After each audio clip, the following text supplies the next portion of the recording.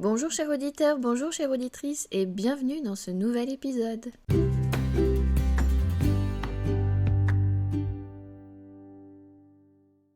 J'espère que vous vous portez bien, en tout cas je suis contente de vous retrouver pour ce nouvel épisode de podcast. Alors il va y avoir quelques changements là où je dépose mon podcast sur Spotify for Podcaster. Désolée pour l'accent horrible en anglais là. On n'aura plus accès à la petite bibliothèque de musique, de jingle qui était accessible sur Spotify. Et donc maintenant je vais devoir chercher une nouvelle musique libre de droit pour pouvoir faire mon générique d'entrée si jamais il y a des transitions, etc.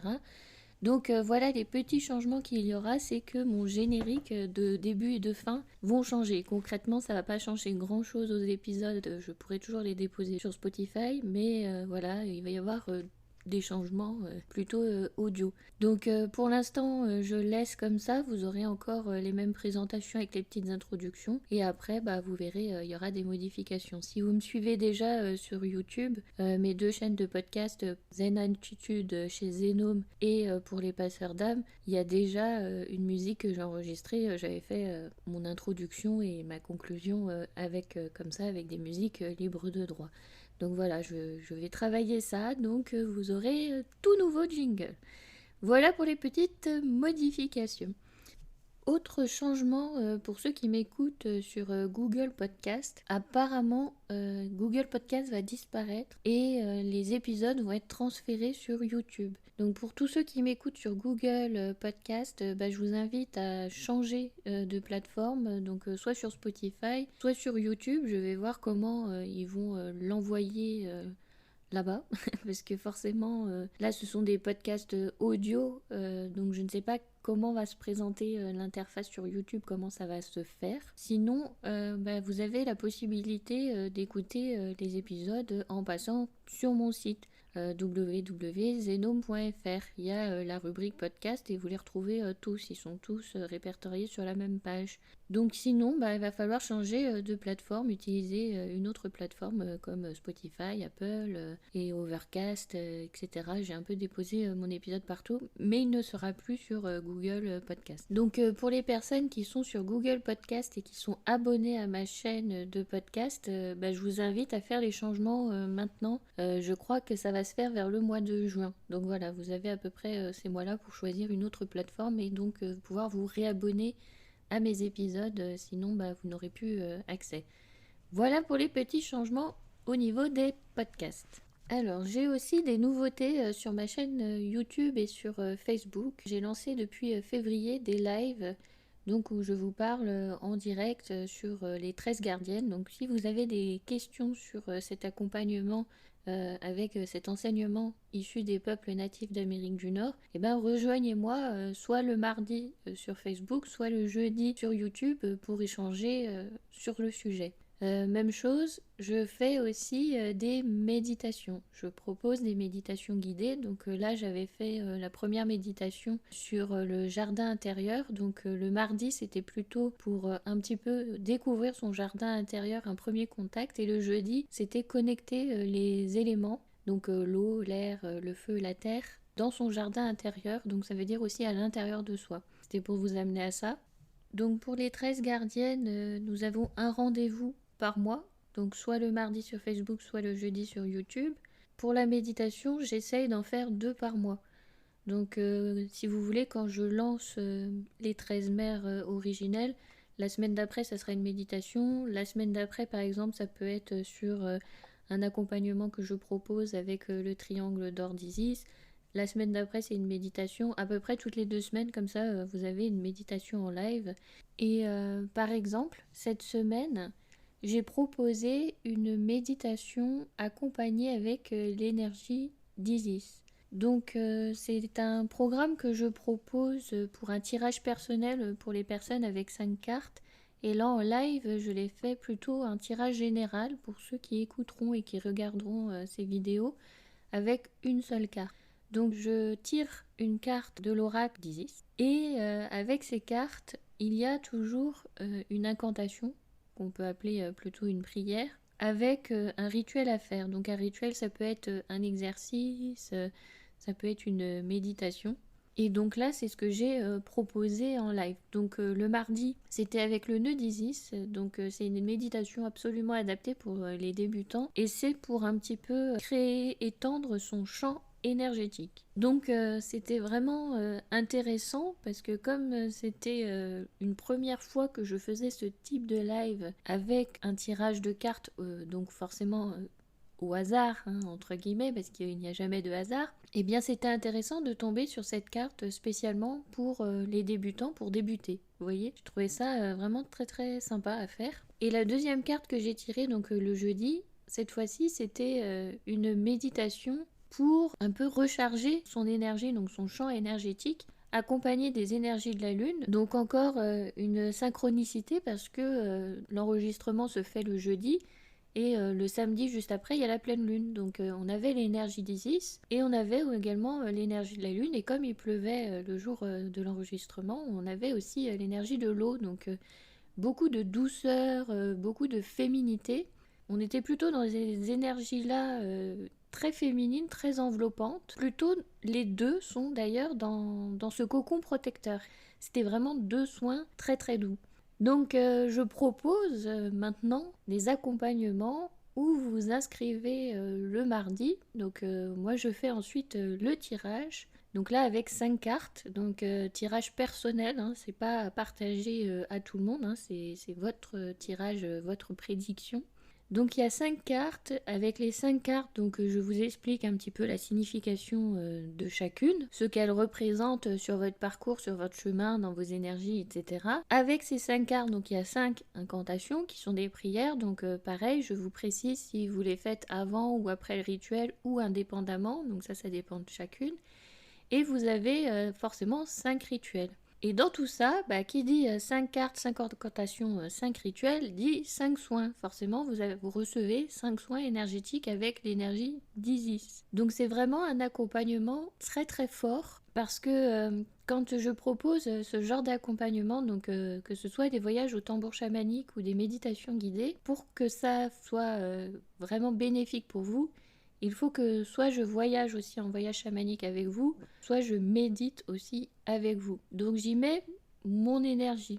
Si vous voulez, je crée un petit peu un espace sécure pour vous, pour que vous recevez ce qui est juste en votre instant. Donc si c'est une carte qui peut être un peu challengeante, sachez qu'elle sera challengeante, mais parce que vous en avez besoin à ce moment-là, et en même temps dans un espace sécure que je crée pour vous. Donc à savoir qu'il y a 5 cartes, hein, donc il y a 5 rituels, donc 5 soins, donc je vous conseille de plutôt les faire à votre rythme, de pas les enchaîner tous d'un coup, d'écouter la signification des 5 cartes et de faire les 5 rituels derrière, parce que c'est trop. On ne fait pas 5 soins en une seule fois, en une seule journée, hein, ça va faire vraiment beaucoup. Donc une fois que vous recevez ces audios, donc vous vous inscrivez le mardi, moi je prépare les audios, donc j'essaye de vous les envoyer ensuite le jeudi, que je limite les inscriptions à 3 personnes le mardi. Parce que comme il y a 5 cartes à faire, donc 3 x 5 ça fait 15 enregistrements pour juste la signification des cartes. Ensuite il y a 3 x 5 encore 15 pour les rituels, et si jamais les incantations, les prières se font indépendamment du rituel, ça fait encore 3 x 5 audios à préparer, donc ça fait pas mal d'audios à préparer. Donc je me laisse 2 jours pour vous faire tout ça, et donc ensuite je vous envoie le lien le jeudi pour que vous puissiez les télécharger. Donc c'est vraiment un tirage oracle, soin, mais vraiment personnel et adapté à vous. Là en live, je le fais, mais adapté pour un groupe et avec seulement une seule carte, hein. Vous voyez, je fais pas 5 cartes, ça serait beaucoup trop. Donc voilà un petit peu ce nouvel accompagnement que je propose. Donc si ça vous intéresse, je vous mettrai le lien en dessous dans la description de ce podcast. Et donc vous pouvez vous inscrire dès maintenant pour mardi prochain. Pour l'instant, il est à prix très doux, 11 € le soin. Donc comme il y a 5 cartes, ça fait 55 €. Et à savoir que une fois que vous recevez les enregistrements, vous le faites à votre rythme. Si vous avez besoin d'attendre à chaque fois une semaine entre chaque, le temps d'intégrer, etc., vous avez après tout le temps pour le faire. Voilà un petit peu pour tous les changements là qui vont s'amorcer donc pour cette année au niveau des podcasts et au niveau de mes accompagnements. Et si vous souhaitez en savoir plus, n'hésitez pas à aller sur mon site www.zenome.fr, vous aurez toutes les informations. Pour ces accompagnements avec les cartes, etc., je vous conseille plutôt de vous inscrire à la newsletter pour recevoir les liens et n'hésitez pas à m'envoyer un mail si jamais vous avez des questions. Alors dans l'épisode d'aujourd'hui, je voulais vous partager un petit peu les limites des soins énergétiques. Alors pourquoi ? Tout simplement déjà parce que quand je vous propose par exemple les tirages, l'accompagnement que je viens de vous présenter, ça demande un investissement pour soi et un engagement. C'est-à-dire que si je vous envoie les 5 cartes avec les 5 rituels, si vous écoutez simplement les cartes et vous ne faites pas les rituels, vous n'aurez pas de résultat, tout simplement. Donc à chaque fois, dans tous les accompagnements en soins énergétiques que vous ferez, ça demande un engagement. C'est vrai que quand vous avez une volonté de transformation profonde, c'est plus judicieux d'avoir un accompagnement plus long sur le long terme qu'une simple séance. Ça, c'est juste de la logique. Donc effectivement, une séance, ça dépend les tarifs de chacun, mais c'est au tarif d'une seule séance. Un accompagnement sur plusieurs mois, ça n'a pas le même tarif. Donc forcément, ça demande un investissement. Ça a quand même un coût, hein, il faut aussi dire les choses. Mais en même temps, c'est un investissement que vous faites pour vous, sur vous. Et je trouve que ça vaut la peine d'investir sur soi, de prendre cet engagement envers soi. Parce que dans ce que j'ai pu constater, quand j'avais fait des soins énergétiques gratuits, en échange d'un avis donc, sur ma fiche Google My Business par exemple, eh bien la personne recevait le soin, ne laissait pas d'avis. Donc au final, je me suis rendu compte que quand il n'y a pas ce coût, les gens n'y mettent aucune valeur. C'est comme s'ils n'avaient rien fait. Donc ça peut paraître étrange, hein, j'entends souvent que oui, mais on a des dons de guérisseurs, etc. On ne devrait pas faire payer. Donc déjà, je n'estime pas que ce sont des dons, mais des compétences développées. Et dans le fait de payer, ça permet à la personne aussi de s'investir, de donner de la valeur à ce qu'elle est en train de faire et de donner la valeur à son engagement. Donc tout ça, en fait, c'est un peu corrélé et ça a son importance. Alors dans les limites, ce que j'entends par limite, c'est que le travail va venir de vous. Donc si par exemple vous avez une douleur corporelle et que vous venez pour un soin énergétique pour soulager cette douleur, si vous venez faire une seule séance, il est possible que vous ayez du mieux sur le moment, mais que la douleur revienne. Donc forcément, une seule séance à ce moment-là ne suffira pas. C'est là où je parle un petit peu de limite, c'est que c'est pas une séance magique. Il ne va pas se passer une transformation incroyable d'un coup. Il peut nécessiter plusieurs rendez-vous, comme il peut se passer tout de suite une transformation. Mais c'est vrai qu'au minimum, je conseille de faire 4 séances qui se suivent. Donc si vous avez la possibilité de faire dans la même semaine, vous faites dans la même semaine, mais vous pouvez l'étaler aussi sur 2 semaines selon votre emploi du temps. Il faut faire attention à ce que ce soit le plus rapproché possible pour avoir une amélioration et un effet positif probant. Quand vous éloignez un petit peu trop les séances, si par exemple vous en faites une par mois, ça va prendre 4 mois, si vous voulez, ça va être après en dents de scie, ça va un petit peu retomber. Toujours pareil, c'est dans tout ce que je dis, c'est vraiment la régularité de votre pratique qui donne des résultats. Donc si vous voulez un résultat, forcément, déjà il faut envisager au moins 4 séances. Et selon votre besoin, peut-être plus, voire un accompagnement après, selon la problématique, ce que vous voulez travailler. Par exemple, dans mes accompagnements, je propose d'aider les femmes à se reconstruire après une relation toxique, difficile, destructrice, violente, dangereuse pour elles. Hein. Et une fois que le départ a été amorcé de se sortir de cette situation, il y a tout un processus de reconstruction derrière et vous vous doutez bien qu'en une seule séance de soins, il n'y aura pas vraiment de résultat. Il faut vraiment un accompagnement profond pour ces personnes. Je suis passée par là, donc forcément je connais un petit peu les étapes de transformation, les clés, comment on peut avancer. Après évidemment chacun est unique, donc chacun avance à son rythme et c'est tout à fait ok. Je suis là pour vous accompagner et pour aussi avoir cette écoute attentive, parce que souvent on se retrouve un peu seul, démuni, on ne sait pas où aller, dans quelle direction et on a l'impression qu'on n'avance pas et qu'on ne verra jamais le bout du tunnel, quoi. Qu'on ne s'en sortira pas, on est toujours au fond du trou. Donc ça, c'est une impression, c'est là où le praticien va venir travailler pour vous accompagner. Donc c'est un petit peu ce que je fais, hein. Je suis là pour vous accompagner dans votre travail. Mais évidemment, c'est vous qui allez faire le plus gros du boulot pour remonter la pente. Je ne pourrais pas faire à votre place. Si par exemple je vous donne des petits exercices, des choses à faire tous les jours pour pouvoir avancer avant la prochaine étape, c'est votre engagement envers vous-même qui va vous donner des résultats. Donc voilà, c'est là où il y a la limite un petit peu des soins énergétiques, c'est qu'on vous accompagne, mais vous êtes moteur. Parce que si vous n'êtes pas moteur, ça veut dire que vous laissez le pouvoir entre les mains de l'autre. L'autre devient tout puissant et a tout emprise sur vous. Et bah du coup, vous vous retrouvez en fait dans la situation toxique que vous êtes en train de vouloir, dans laquelle vous voulez sortir. Retour à la case départ, en fait, vous êtes face à quelqu'un de tout puissant qui prend le pouvoir sur vous. Et justement, l'accompagnement, c'est de sortir de ça. Donc à tout moment, il faut garder son discernement. Il faut garder ses choix, son libre arbitre, et c'est un engagement pour vous, avec vous-même. Donc quand on se lance dans un accompagnement énergétique, il va y avoir du changement, il va y avoir des choses qui vont bouger, il va y avoir du bouleversement, et dans tout ça, forcément, nous sommes des êtres humains, donc il va y avoir des émotions qui peuvent remonter, et donc tout ça se travaille au fur et à mesure. On va avancer progressivement sur ce chemin-là. C'est tout un processus d'accompagnement. Donc tout ça, ça prend du temps. Et il faut se l'accorder, ce temps, et avoir cette patience aussi. J'estime à peu près, pour que les gens se rendent compte un petit peu du processus, c'est que vous devez considérer qu'il vous faut le double de temps pour vous reconstruire que le temps que vous avez passé où vous avez subi la situation.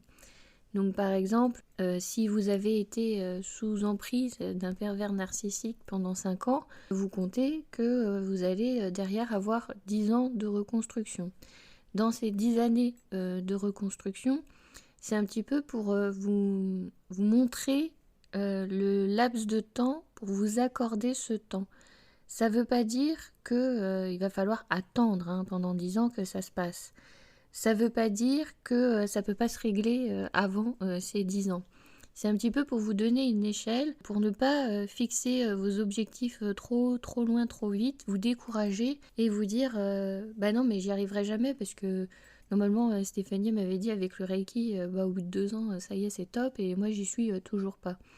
C'est un petit peu pour vous donner une échelle de temps qui peut être calculable mais dans laquelle vous allez travailler, dans laquelle vous allez bouger, dans laquelle vous allez amorcer ces changements, dans laquelle vous allez faire un pas après l'autre des étapes qui vont vous amener à... Et s'il y a des moments où vous retombez, dites-vous que c'est pas grave parce que vous êtes dans ce laps de temps de changement. Donc c'est normal, il peut y avoir des retours en arrière, on peut retomber, on peut douter, on peut à ce moment-là se re-questionner, on peut se remettre en question, se poser des questions, etc. Donc c'est juste en fait une échelle de temps pour vous montrer un petit peu que ça demande du temps et du travail et de l'investissement. Donc ça ne veut pas dire que vous allez faire 10 ans d'accompagnement avec moi. Par exemple, si vous souhaitez suivre accompagnement for Freedom, ça ne veut pas dire que pendant 10 ans, je suis là avec vous. Bien sûr, à chaque fois que vous aurez des questions, je serai toujours là. Ça ne veut pas dire non plus que je vous claque la porte. Il y a un juste milieu. Mais ça veut dire que pendant ces 10 années, vous savez que vous êtes en transformation et vous allez être plus attentif à votre intuition en vous disant, Stéphanie m'a aidé là pendant ce laps de temps, ce processus. Elle m'a dit, il va falloir que je sois attentif, que je regarde. Tiens, on m'a parlé de tel psychologue, j'aurais besoin de ça justement. Tiens, on m'a parlé là qu'il y aurait des séances massage qui pourraient faire du bien et tout ça, ça pourrait m'aider. J'avais envie d'aller à la piscine et tout, mais on m'en interdisait de sortir et tout. J'ai vu que là, justement, il y a des sessions, il y a des séances, je suis disponible, je peux y aller. Ma passion, c'était le cinéma, j'avais pas l'occasion de sortir, etc. J'avais peur en plus de faire de mauvaises rencontres par rapport à mon vécu. Maintenant, je vais pouvoir le faire. Vous voyez, ça va être tous ces petits changements, tous ces petits signes, ce dont vous avez besoin qui vont se présenter pour vous amener à votre mieux-être, votre bien-être. parce que vous aurez amorcé les choses en sortant de la situation, vous aurez amorcé les choses avec l'accompagnement et vous aurez toutes les clés en main pour pouvoir avancer et vous prendrez conscience de tout ce qui se passe autour de vous et de là où vous allez aller, de là où vous avez envie d'aller. Donc à tout moment, vous restez libre, donc il ne faut pas remettre le pouvoir dans les mains d'autrui. À tout moment, vous êtes libre et vous êtes maître en fait de votre destin. En fait, le praticien est juste là pour vous accompagner, pour prendre conscience de ça et de retrouver cette liberté de choix, de vivre, d'expérimenter dans la joie, avec, j'entends par joie, toutes les épreuves, les émotions que vous allez traverser. Donc la limite à tout ça, c'est tout simplement si vous n'êtes pas prête au changement, si vous n'êtes pas prêt à amorcer tout ce travail-là derrière et à avancer, eh bien ça ne se fera pas, tout simplement. Même si vous rencontrez un énergéticien qui va vous donner toutes ces clés, toutes ces techniques, qui va vous donner ces regains d'énergie, cet élan, si vous n'en profitez pas pour prendre cette impulsion, pour voler de vos propres ailes, vous n'avancerez pas, tout simplement. Tout vient de vous.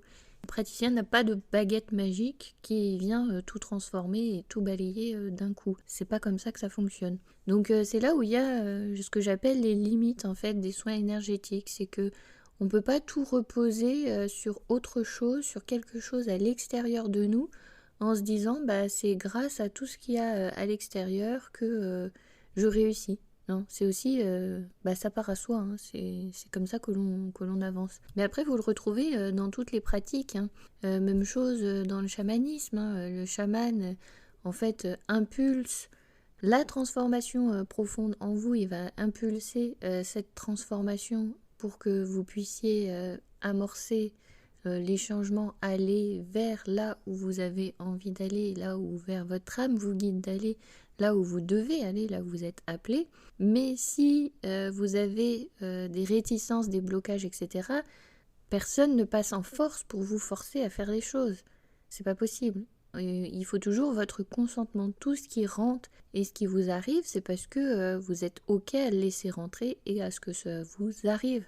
Donc voilà, c'est un petit peu comme ça que ça fonctionne. Vous ne pourrez pas faire l'expérience de quelque chose qui vous est inconnu et dont vous n'avez pas besoin. Les personnes qui ne croient absolument en rien font l'expérience du rien et c'est OK. Du coup, je côtoie ces personnes et que je leur parle, ils acceptent cet aspect de ma vie dans l'énergétique et le chamanisme, de parler aux esprits, aux défunts, aux élémentaux, la nature, etc. Ils acceptent tout ce côté-là, même si ils n'y croient absolument pas. Et c'est ok, tout le monde peut travailler, vivre ensemble, il n'y a pas de souci par rapport à ça. Mais la limite dans tout ça, c'est que même si je leur montre, entre guillemets on va dire, même si je leur prouve par A plus B qu'il se passe ceci, qu'il se passe cela, leur esprit rationnel fait qu'il va occulter toute la partie qui n'est pas compréhensible, tous les événements qui ne sont pas compréhensibles pour le cerveau.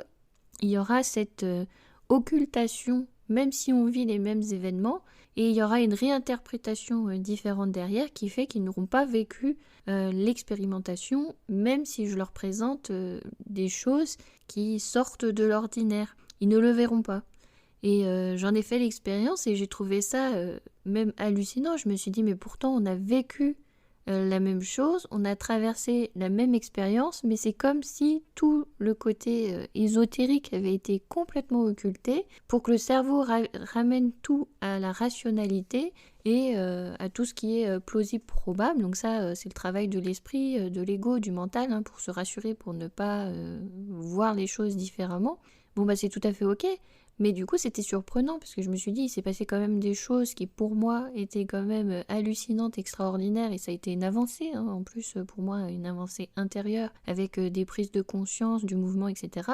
Pour l'autre, ça a été ramené absolument dans la matière, dans du concret.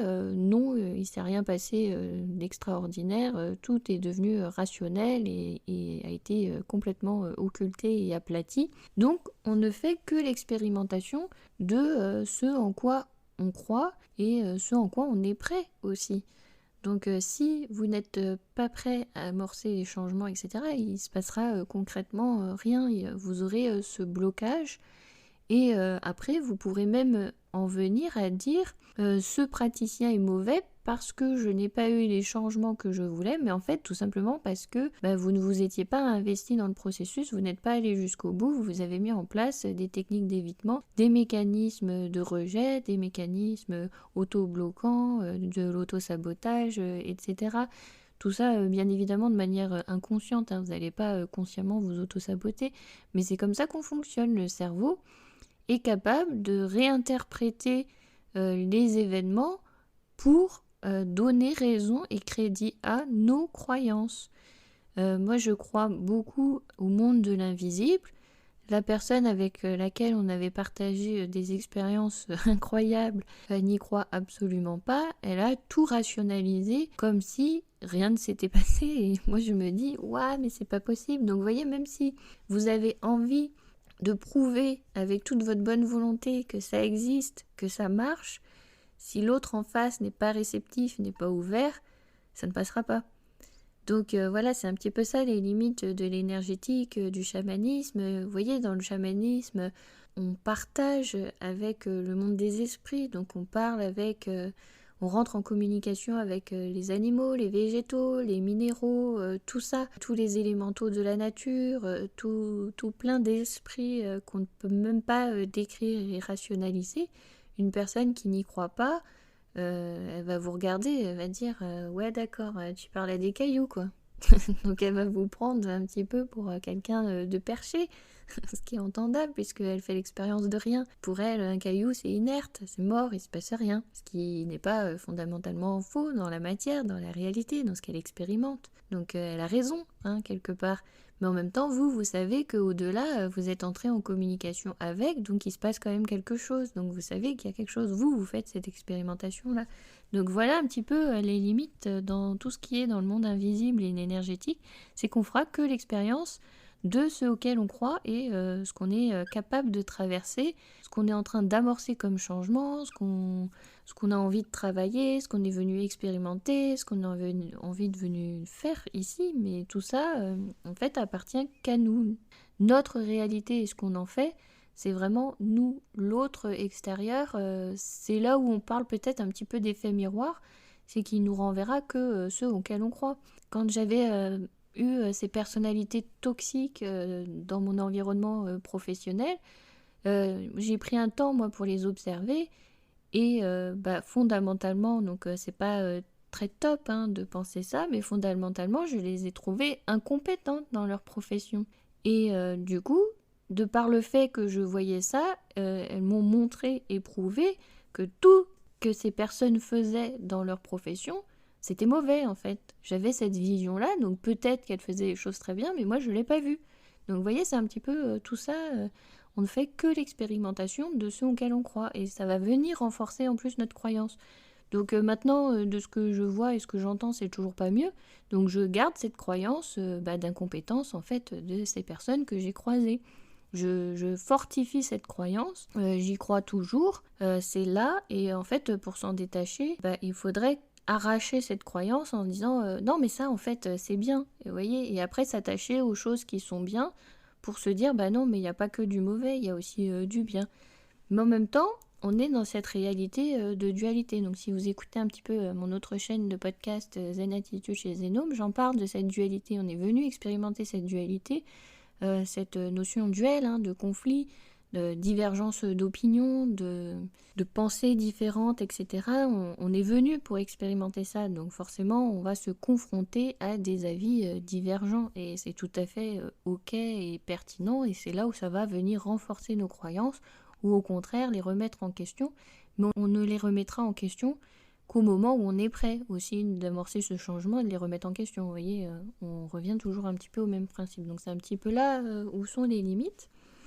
Ensuite, le deuxième point que je voulais aborder, c'était un peu les effets secondaires. Donc les effets secondaires, on peut en avoir d'un point de vue corporel. Par exemple, quand moi je me suis initiée aux soins énergétiques, j'avais souvent très mal à la tête.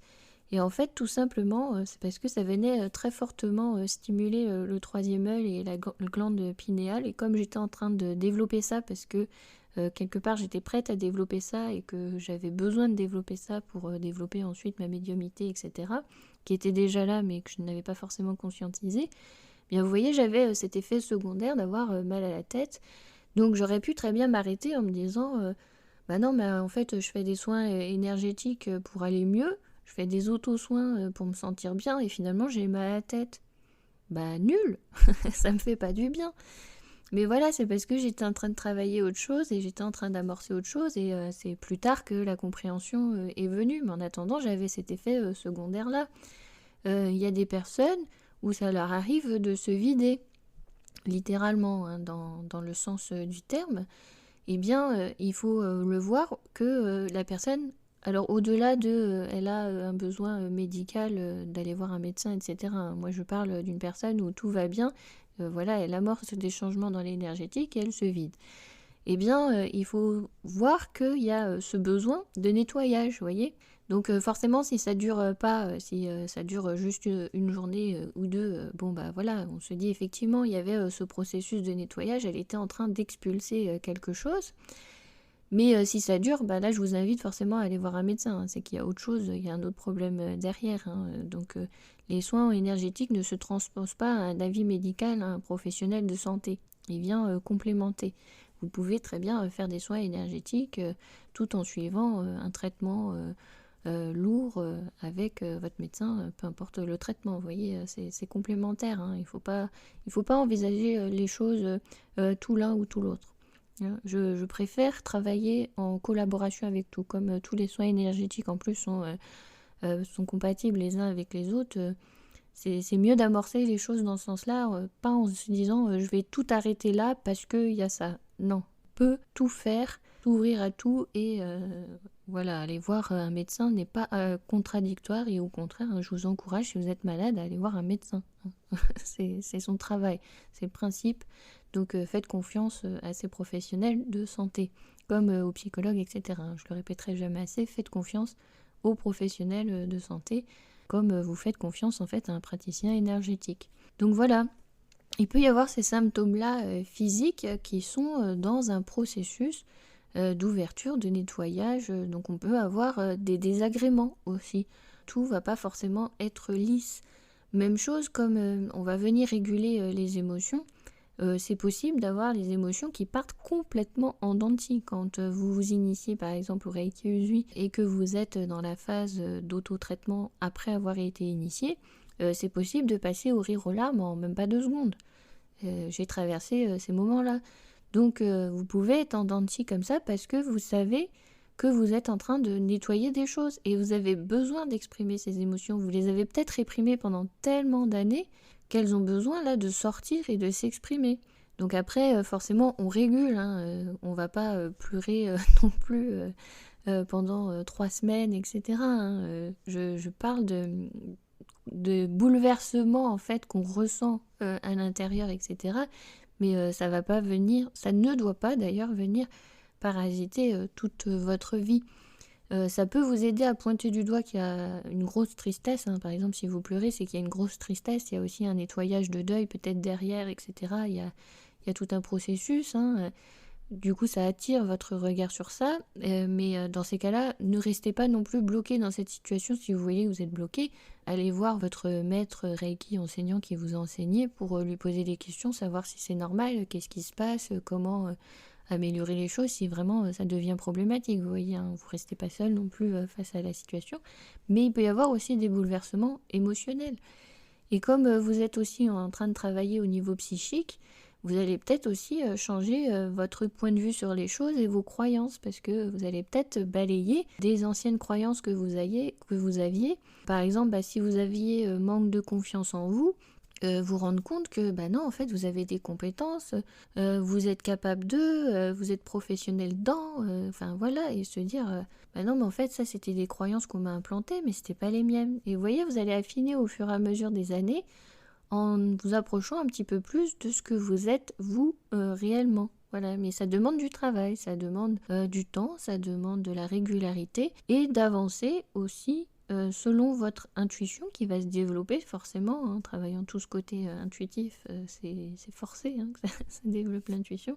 En suivant votre intuition, vous allez faire confiance, avoir un peu plus en fait de foi en ce qu'il y a plus grand que nous. Donc si vous croyez à l'univers, Dieu, à la source, voilà, vous mettez le mot que vous voulez derrière, vous allez remettre votre foi à plus grand que vous et vous dire j'avance avec foi, de toute façon j'irai là où je dois aller pour apprendre, pour évoluer, pour amorcer mes changements, pour vivre ma transition, ma transformation et pour aller là où en fait je dois aller, ce qui est bénéfique pour moi.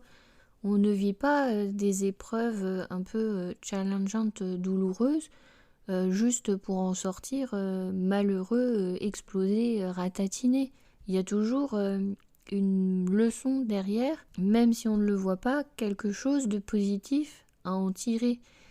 Et peu importe comment vous avez réagi à ce moment-là à la situation, vous avez réagi comme il le fallait. Donc il y a toute cette part après de culpabilité aussi et de remords. Vous allez apprendre à vous pardonner et à avancer aussi avec amour et bienveillance pour vous. Donc on est vraiment dans un processus de mieux-être, de bien-être. Même si parfois ça peut du coup remuer des choses du passé auxquelles on n'était pas forcément en train de se dire je vais me pencher sur ce point-là. Ça peut remonter et on peut dire alors là j'ai ce point-là, effectivement comment je vais le traverser, l'écouter, l'accueillir, l'accompagner. Ou alors aussi ça peut arriver de se dire j'ai ce point-là mais j'ai pas tout à fait envie là maintenant de le travailler. Je sais qu'il est là mais je vais d'abord avancer autrement pour avancer. Enfin voilà, c'est vous qui choisissez après aussi, voilà, toujours le libre arbitre, vous choisissez les points que vous avez envie de travailler, là où le regard se porte. Et si jamais vous avez le praticien, la praticienne, l'aide, la personne qui vient, qui se présente et qui vous donne l'information, ah tiens, il y a ci, il y a ça, eh bien vous serez capable d'écouter et de vous dire c'est pour moi, si j'ai entendu ça, c'était pas pour rien. Vous voyez ? Donc il y a tout ce processus-là, tous ces processus-là qui se mettent en place.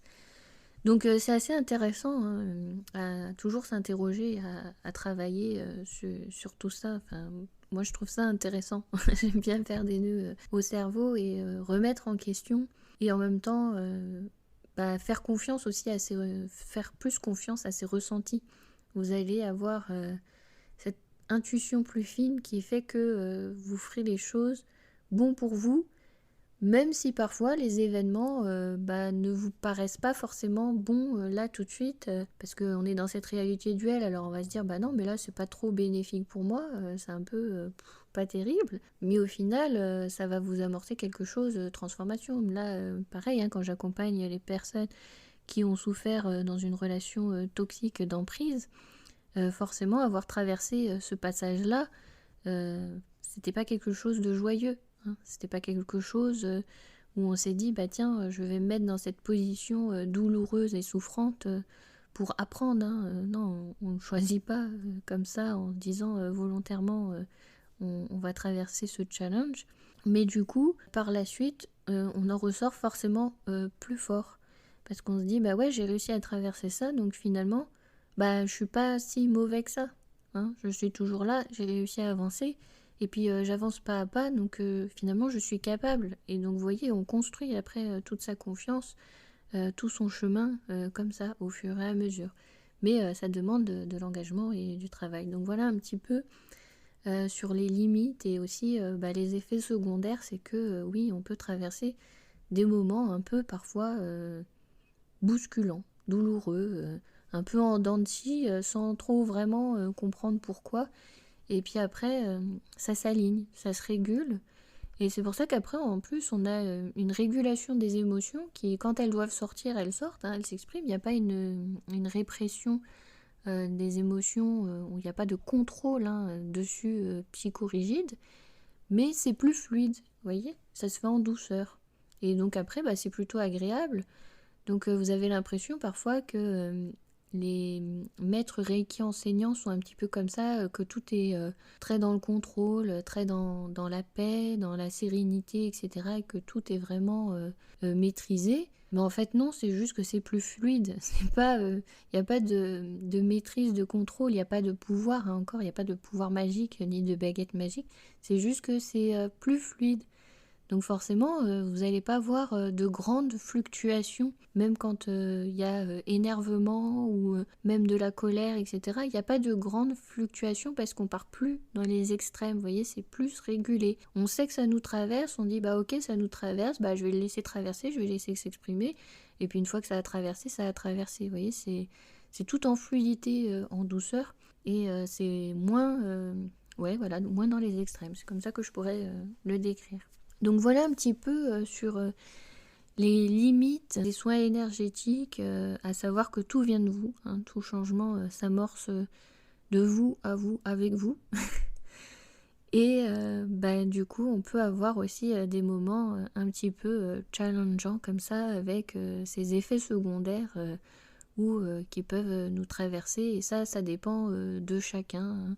Après, quand vous êtes dans l'énergétique, vous savez que vous pouvez par exemple avoir ces petits frissons aussi quand les énergies recirculent mieux dans le corps et tout. On a d'autres sensations, hein, corporelles, on s'ouvre à autre chose. Donc voilà, vous pouvez devenir un petit peu plus sensible aussi à ça. Voilà un petit peu ce que je dirais sur cet épisode-là. Je vous remercie pour votre écoute, d'être toujours là avec moi. Donc voilà, donc je vous ai dit un petit peu les petits changements qu'il allait avoir. Donc aujourd'hui, vous aurez encore le petit jingle, et puis je vais m'atteler à tout ça pour changer les présentations. Et en plus, ma chaîne va être transférée aussi sur YouTube, parce que les personnes qui sont sur Google Podcast, je vous invite à vous abonner sur la chaîne YouTube plutôt, comme ça en plus vous aurez accès aussi aux autres chaînes de podcast qui sont déjà là-bas.